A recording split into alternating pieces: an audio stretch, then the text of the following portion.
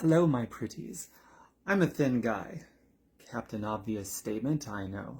But one of my insecurities as a thin guy is that whenever I'm attracted to a woman who's plus-sized or thick, as they say, I'm thinking to myself, there's no way she's going to be into me because you're thin and she's probably looking for somebody that's relevant to her size. It's a stupid insecurity, I know, but I still have it, and I recognize a lot of plus-sized women or the thicker girls are probably thinking the same thing. In fact, I know they are because they share that with me, that, oh, I'm into this guy, he's thin, I'm big, there's no way he would be interested in me because he's going to want another thin woman. And to me, in my personal opinion, beautiful is beautiful regardless of the size. I've been attracted to, including sexually attracted to, women who are thin and athletic like me, as well as plus size, the thick ones, and in between. And I think that's pretty cool about myself, actually. Pat on my back for that. The thing that dominates more than anything, it's not just the personality, because a lot of people say it's on the inside is what counts. Yeah, sure. But for me, really, it's that energetic connection, that aura, that chemistry that cannot be measured or quantified, that just dominates every other variable. When you're in somebody's presence and you just have that feeling that you're just overcome with, like, fuck yeah, this person makes me feel amazing. And you want the other person to have that same feeling when they're in your presence too.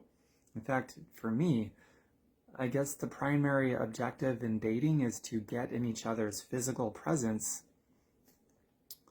and see what it feels like. What's it feel like? And is it a two-way mutual street? Is there mutual reciprocity there with it? I made a post like this very recently, just a short little text post, and got a lot of really great comments and really great dialogue going with other people.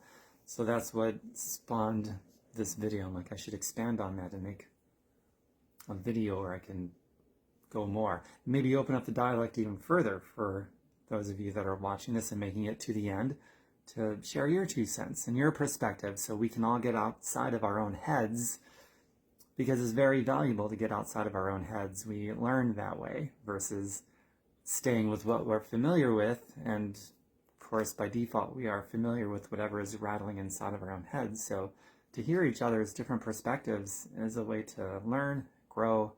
Maybe if there's some healing that has to be done, absolutely. Sorry, but I'm distracted by that beautiful beast right there. Isn't she gorgeous? I just love that. Catch my live feeds, my music, musicalorgasms.com. Shameless plug. So, and perhaps I'll end on this note. Might be another note after that too, but the main thing is, as far as the physical appearance goes, is to be healthy. It's true, when someone is overweight, especially significantly overweight, the trend is that there's other factors there that's unhealthy physically. And so it's not the rule. So people that say, oh, if you're big, you're unhealthy. No, that's not necessarily true. That's sure, it's common, but body mass index is just an indicator. It's not the tell-all be-all. There are some people, the minority, yes, but there are some overweight people that have perfectly healthy blood panels. They're on no medications to regulate it. They have really healthy VO2 maxes, which is the maximum volume of oxygen consumed. It's a way to measure anaerobic and aerobic threshold, which is really important, because if you have none of that, you can't breathe and there's no oxygen delivery to your 1 trillion cells that are working and metabolizing. So that's a super important measurement. And if somebody has a great volume of oxygen consumed maximum, then and healthy blood panels and super low C-reactive protein molecule analysis, which is a measurement of body inflammation, if that's all low and everything, all those measurements are under control, that can exist inside of a significantly heavier person, then it completely bucks this myth that, well, if you're big, then automatically you're unhealthy. That's not true. And same thing on the flip side. If somebody is thin, that doesn't mean that they're healthy.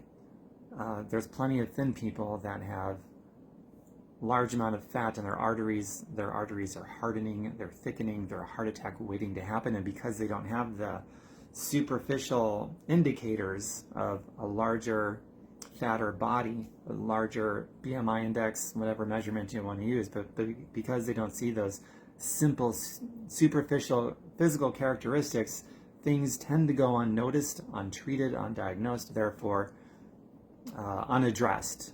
And so in some ways it could be more likely that a unhealthy skinny person suffers a massive heart attack or a stroke versus an unhealthy bigger person, because with a bigger person there's that superficial indicator that, oh, there could be a problem, let's get checked out. And most of the time the doctor will see something going on in the blood panels that indicates more analysis, like a C-reactive protein or maybe a VO2 max. Those are seldomly done, but sometimes in the typical blood panels there are indicators that trigger those further diagnoses and then hopefully treatment. Wow, this went on a tangent. I'm also a health nerd, in case you haven't noticed. I kind of look like it. Sometimes you can judge a book by its cover. I look like a fitness nerd. I happen to be one. And that's not a bad thing either. Okay, maybe this will be the note that I'll end on then. I also don't look for commonalities. They're nice to have, sure. But I've had attractions where we had nothing in common, but there's still a spark there for some reason. Who knows why? And I've had, gosh, more often than not, I've met people where we actually do have a lot of things in common, but there's no romantic connection at all with said woman who I've got everything in the world in common with. Who knows why? It's that chemistry that is unmeasurable, unquantifiable. Therefore, it's magic, that magical chemistry, completely irrespective of how many common interests you might have or a checkbox you might have of the perfect ideal mate. Who knows? But back on point to the topic of this video, that's a real insecurity that I have as a thin guy. Whenever I'm attracted to a larger woman, God, is she gonna be into me? I don't know. So there you go. Open up the dialogue. I love your perspectives. Like I said, it's how we get outside of our heads, outside of what we're familiar with, and we can all learn from each other and expand our own minds and become closer to genius as we know it together. Bye for now. Oh, I'll end on this note.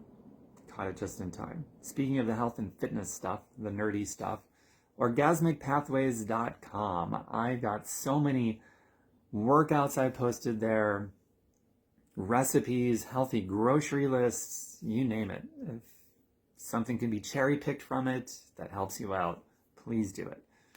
And it's good to get that out there for free, so it's available for everybody who wants it. Okay, I'm done now. I'm quite done. Put a fork in me.